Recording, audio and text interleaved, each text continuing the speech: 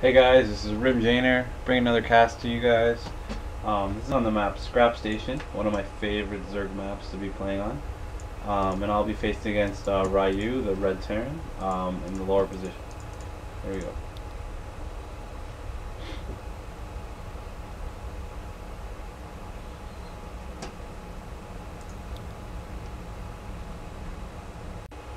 Hey guys, this is Rim Jainer, coming back to you with another cast. This is a ZvT on the map Scrap Station, one of my favorite Zerg maps to play on, with an easily defendable expansion, and it's a pretty big map. Until these rocks are broken, there's a really long rush distance for opponents to get to. Alright, so I'm the blue Zerg, and I'm up against Ryu, the red Terran, in the bottom position. So here we go.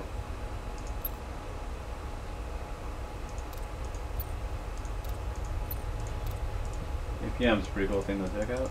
This guy's, I don't know if APM really defines how good you are, but I don't know, I'd like checking it out, seeing that my APM seems to be a bit more OP than his, but whatever. Could be even spam clicking or whatever I'm doing. Gonna go up with the normal build as usual. 10 Overlord, 14 Hatchery, 14 Pool, 14 Gas, like I always try to do. If you guys kind of want to see some 14 Pool replays, just comment on some of my videos. I can show you. Personally, I don't like going to the 14 Pool unless, I don't know, I'm really not a big fan of it. I guess in ZvT sometimes I might do it if he's going an earlier pool than 13 himself. But I don't know, 14 Pool is pretty good. 14 Hatchery is a pretty good way to start. So what I'm going to do, since this Overlord is scouting, I don't really need to send this drone to scout. He's going to go chill over here on this platform, and he's going to wait to build a hatchery right here. I do that because if an SCV comes into your base and then he sees your drone take off to here, he's going to come and delay you. Rather than if he comes up here and doesn't see anything moving, he might just stay up here and I can just pull this guy off and build a hatchery at 300. So I got about 300. You're gonna lay this hatchery down. Didn't even have to do that because this guy didn't scout. And then I'm gonna scout his base, see that he isn't blocking.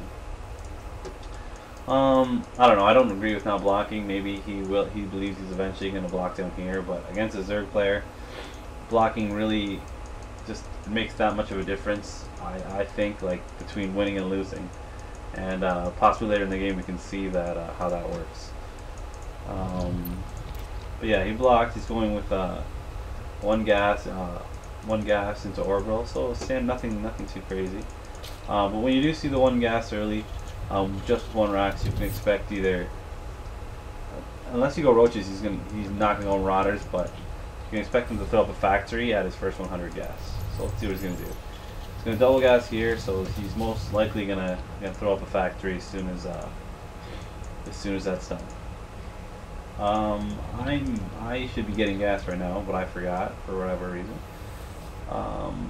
And also on Scrap Station, great places to send your Overlord. Let's see where this guy's going. Great Overlord placements are up on this ledge right here. Guys coming down can't see this Overlord until they actually come up here. And I put one guy on this ledge here, one guy on these rocks, and then usually a guy over here, and maybe a guy over here. When you remember, and a guy over here if you can get one too. But here we go. Little drone transfer, making a spine crawler down here. Transferring drones is very good. It's much more efficient to mine with less drones on two bases than all of them on one.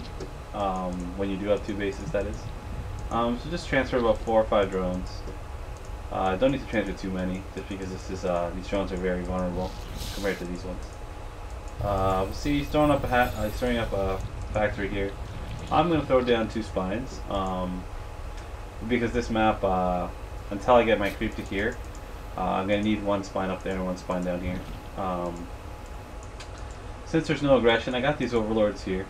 I know he's not attacking or anything, and I'm going to have this post. Until you actually see guys here, you might not even need to make Zerglings, because it's not that. By the time he does get to you, your Zerglings will be hatched. So just keep droning up until you see something there. But be careful not to use all your larvae. Let's check the production here. He's gonna come out with Hellion 3 Marines. So I'm gonna see that. I just made 7 drones. Gonna move my, I guess move it up a little bit. With my 2 queens, I think I have building a spine crawler somewhere. Yes. Building a spine crawler behind here just in case they get up there, and one more close to this base. This is more of a harassing unit, harassing little attack, but as long as the Hellion dies first, it should be no problem to deal with. I got 6 lings coming in addition to this, and I got my queen up here. He's gonna try to come around. I'm gonna go trap him in the corner. Sees that there's a spine coming. He's gonna turn around, take that out, no problem. There's 2 Marines here, which my link should have no problem fishing off. Alright, so in that time I droned up a little bit, and I should be droning up a bit more since he isn't really putting much pressure on. Something that I really don't agree with when playing Zerg players. Alright, so when someone does go quick factory, you can almost assume that they're going to go Banshees. So as soon as that happens, I always build at least 1 or 2 Spore Crawlers. I got 2 here, and I got 2 Queens, which I have hotkeyed to number 3, just so I can bring up 1 and 2. I got 1 more Spore Crawler down here. And I got 2 more, 1 more queen coming, so I'll have 3 queens. I should build a few more when time comes. 1 Banshee should be no problem. Just don't let your queen die. Pull them away when you need to. You're really just trying to scare this Banshee. Definitely don't engage a Banshee with just 1 queen, you need 2. And it'd be even more preferable if one of them had transfused. So I'm going to throw up another Spore Crawler. Don't go crazy on Spore Crawlers just because you don't really need that many. Sometimes just building too many isn't really that. I'd rather build more queens because I can use queens and other things. Spore Crawlers may be pretty not cost efficient when you build too many. Better to build queens, just because they have many functions. So what I'm doing is, how many queens? Let's check my production here. Got one more queen coming there. 1, 2, 3. I'll have 4 queens in total. Definitely enough to kill Banshees. More so, I have these Spore Crawlers just so they can detect cloak. My queens will be the ones taking care of the Banshees. And as this is all going, looks like I'm throwing up my Baneling's nest and Baneling's nest. Got an Overseer coming and another queen. And I'm gonna start gassing up at all my extractors. Sorry. All right, so I'm gonna send these links down here. See if he's building any building his main yet, or his expo yet. Notice I didn't see an expo, so when that happens, it's this late in the game. You gotta expect he's either doing an all-in or he's put one up here. I believe I saw those Thors coming in a lot of Hellions, so I believe I'm gonna throw these Spine Crawlers up here, and then bring my queens down just so those Hellions can't get in. As long as the Hellions stop in front of here, there should be no problem taking care of them. They don't do much damage to queens or Spine Crawlers. I think I'm gonna block off here. There we go. I'm gonna throw another evolution chamber here to block off a little bit more, and then keep my queens up there. Alright, so I got my Baneling's nest up. Don't know how many Banelings I'm gonna be making this game, but because since he's going mech, don't really need to make Banelings. So let's see what I'm gonna transition into. I got a Spire coming up.